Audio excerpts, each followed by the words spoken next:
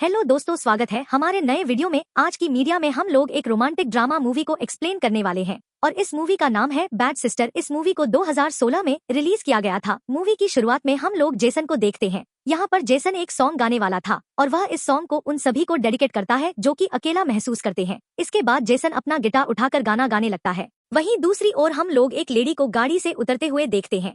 वह गाड़ी से उतरकर वॉशरूम में जाती है। वह वॉशरूम में जाकर नान के कपड़े पहनती है। छुट्टियों के खत्म होने के बाद जैसन फिर से अपने स्कूल में आया है। यहाँ जैसन के साथ उसके सिस्टर जोई और उसके पेरेंट्स भी होते हैं। जैसन यहाँ अपना गिटार भी अपने साथ लाया होता है क्योंकि उसे सिंगिंग बहुत पसंद है, लेकिन उसके डैड को ये सब पसंद नहीं था। यह लोग अभी बातें कर ही रहे थे, तभी यहाँ पर सिस्टर रेबेका आती है। वह जेसन पेरेंट्स से यह कहती है, आप लोग फिक्र मत करिए, हम लोग यहाँ जेसन का ख्याल रखेंगे। इसके बाद सिस्टर रेबेका अपने ऑफिस में जाती है। यहाँ वह सिस्टर सोफिया से मिलती है। सोफिया ने आज ही स्कूल ज्वाइन किया होता है। ये लोग यहाँ पर बातें करते हैं। रेबेका सोफिया को बताती है यहाँ कोई भी टीचर मेकअप नहीं कर सकती है, इसीलिए वह सोफिया को अपना लिपस्टिक निकालने के लिए कहती है। ये लोग बाहर जाती है। तभी रास्ते में इन्हें जेसन मिलता है। सोफिया यहाँ जेसन को लालची भरी निगाहों से देखती है। जेसन यहाँ हंसते ले आता है। तभी सोफिया को बताती है जेसन उनके ग्रेड्स अच्छे नहीं है और उसने अपने डैड की गाड़ी का एक्सीडेंट कर दिया था। कुछ देर के बाद हम लोग सोफिया को इसके रूप में देखते हैं और वह जेसन को अपने लैपटॉप में गाते हुए देख रही थी। लैपटॉप में जेसन को किस भी करती है। रात में जेसन अकेले गाना गा रहा था। सोफिया उसे देख रही होती है। वह यहाँ जेसन के पास जाकर उससे बातें करने लगती है। वह कहती है तुम्हें कभी भी कोई प्रॉब्लम हो तो तुम मुझे बताना। अगले दिन सारे बच्चे क्लास में होते हैं।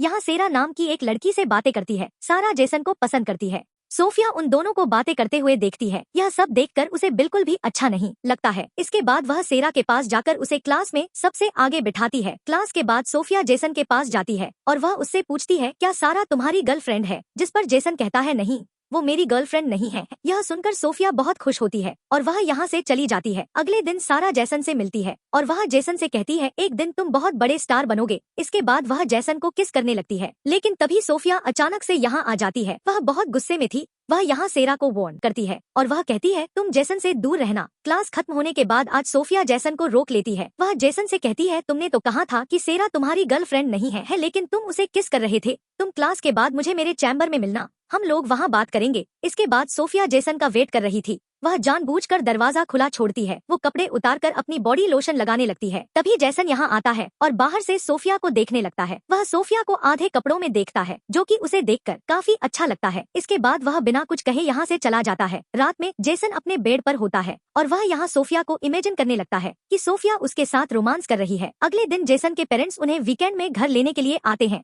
तभी सेरा यहाँ आकर जेसन से बातें करने लगती है। सेरा कहती है तुम्हारे पास मेरा नंबर है और तुम मुझे कॉल करना। सोफिया इन दोनों को ही देख रही थी और वह बहुत गुस्से में थी। तभी सिस्टर रेबेका भी यहाँ आती है और वह सोफिया से बातें करने लगती है। सोफिया यहाँ रेबेका यहाँ कहती है कि मेरी आंटी बहुत बीमार है और इसलिए मुझे उन्हें देखने के लिए हॉस्पिटल जाना होगा। रात में जेसन अपनी फैमिली के साथ घर में था। वह जहाँ सभी से कहता है मैं 1 साल के लिए अपने स्टडी को छोड़कर अपने सिंगिंग में फोकस करना चाहता हूँ।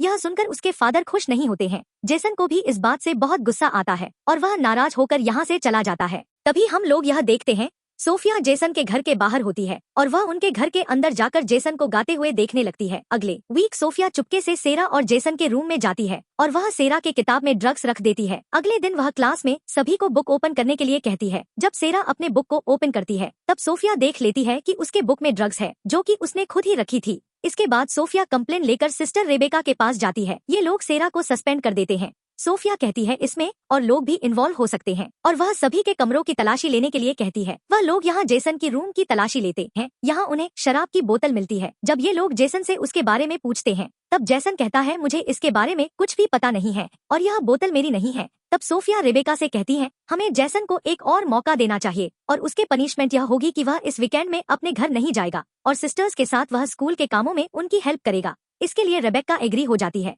अगले सीन में जब सोफिया फादर से बातें कर रही थी तभी ये मूवी फ्लैशबैक में जाती है। तभी यहाँ हम लोग यह देखते हैं उसने असली नाम सिस्टर सोफिया को मार दिया है और वह उसके जगह में खुद से स्कूल में आ गई है कि वह जेसन के लिए बहुत पागल थी। वीकेंड में जेसन सोफिया के साथ स्कूल में काम कर रहा था जो कि जॉय को काफी अजीब लगता है। सोफिया यहाँ गर्मी का बहाना बनाकर अपने बटन्स खोने लगती है और वह जानबूझकर जेसन को अपने क्लीवेज दिखाती है। रात में सोफिया जेसन के रूम में जाकर उसे किस करने लगती है। जेसन कहता है यह सब गलत है, लेकिन सोफिया कहती है कि कुछ गलत नहीं है और मैं जानती हूँ तुम भी यही चाहते हो। इसके बाद वह अपने कपड़े उतारकर जेसन को सेड्यूस करने लगती है। जेसन के मना करने पर भी वह नहीं मानती है। इसके बाद वह दोनों इंटीमेट हो जाती है। अगले दिन जेसन चर्च चल जाता है कन्फेशन करने के लिए, लेकिन सोफिया कन्फेशन बॉक्स में आती है और वह यहाँ आकर जेसन को किस करने लगती है और फिर से ये दोनों यहाँ पर रोमांस करते हैं। अगले वीकेंड में हम लोग जेसन को उसके फैमिली के साथ में देखते हैं। वह जहाँ पूछता है सेरा के घर में पार्टी है, क्या वह वहाँ जा सकता है, लेकिन उसके बाद उसे डैड उससे मना कर देते हैं और उसे काफी बातें सुनाते हैं। जेसन काफी गुस्से में होता है और मना करने के बाद भी वह सेरा के घर में चला जाता है। वह सेरा के घर में जा पहुँचता है, तब सेरा उसे दूसरे कमरे में लेकर जाती है और वो उससे किस करने लगती है, लेकिन जेसन यहाँ सोफिया को इमेजिन करने लगता है और वह सेरा से कहता है मैं यह नहीं कर सकता हूँ।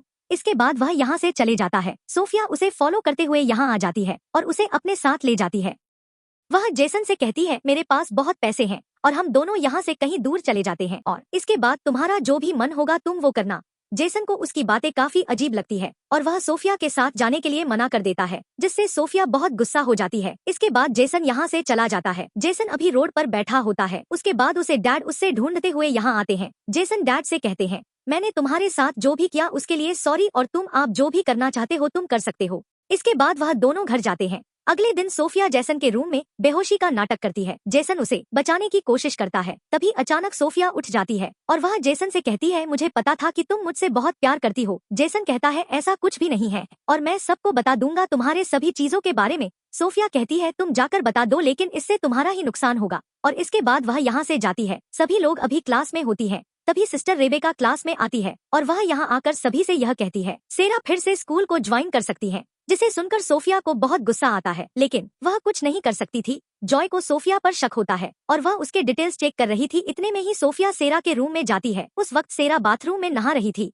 सेरा जब पीछे मुड़कर देखती है तब वहाँ पर सोफिया खड़ी थी। सोफिया उसका सिर दीवार में मारकर उसे जान से मार देती है। जब जॉय अपने रूम में आती है तब वह सेरा को खून से लथपथ देखती है। इसके बाद यहाँ पुलिस आती है। सभी को ऐसा लगता है सेरा फिसलकर गिर गई थी और इसकी मौत गिरने से हुई है। सभी लोग भी चर्च में होते हैं। तभी जेसन सोफिया से यह कहता है कहीं तुमने तो ये सब नहीं किया है। सोफिया कहती है मैंने कुछ भी नहीं किया है। तभी वह जेसन को एक वीडियो दिखाती है जो कि उसने जेसन के साथ इंटीमेट होने के बाद रिकॉर्ड किया था।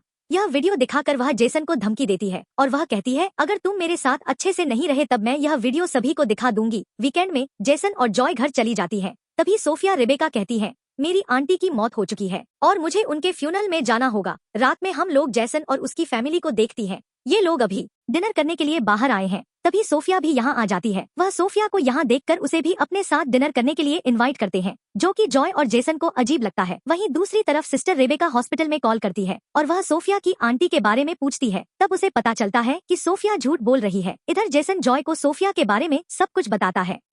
जॉय कहती है मुझे तो यह भी डाउट है कि वो नन है या नहीं। इसके बाद ये लोग प्लान करते हैं कि हम दोनों को इसके बारे में पता लगाना होगा। जेसन कहता है उसके रूम में एक लैपटॉप है जिसे हमें सब कुछ पता चल सकता है। अगले दिन स्कूल में रेबेका सोफिया का अपने ऑफिस में बुलाती है। वहीं जेसन और जॉय सोफिया के कमरे में पहुंच चुके हैं। वह लोग स्क्रू ड्राइवर से दरवाजे को खोलकर अंदर जाती है। इधर रेबेका सोफिया से पूछती है मैंने हॉस्पिटल में कॉल किया था, लेकिन वहाँ ना तो तुम्हारे बारे में कुछ पता चला और ना ही तुम्हारी आंटी के बारे में। कहती है मैं फादर को सब कुछ बताने जा रही हूँ, लेकिन तभी सोफिया एक लैंप से उसके सर पर मारती है, जिससे रेबेका बेहोश हो जाती है। इधर जेसन जॉय को भी पता चल जाता है सोफिया का असली नाम लॉरा है और वह कोई नन नहीं है। ये दोनों जब सिस्टर रेबेका के पास यह सब बताने के लिए जाते हैं तब उनका ऑफिस का डोर लॉक होता है। इसके बाद दोनों चर्च से बाहर आ रहे होते हैं। तभी सोफिया यहाँ पर आती है। जॉय यहाँ पर कहती है तुम नन नहीं हो और यह बात हम लोग सभी को बताने जा रहे हैं।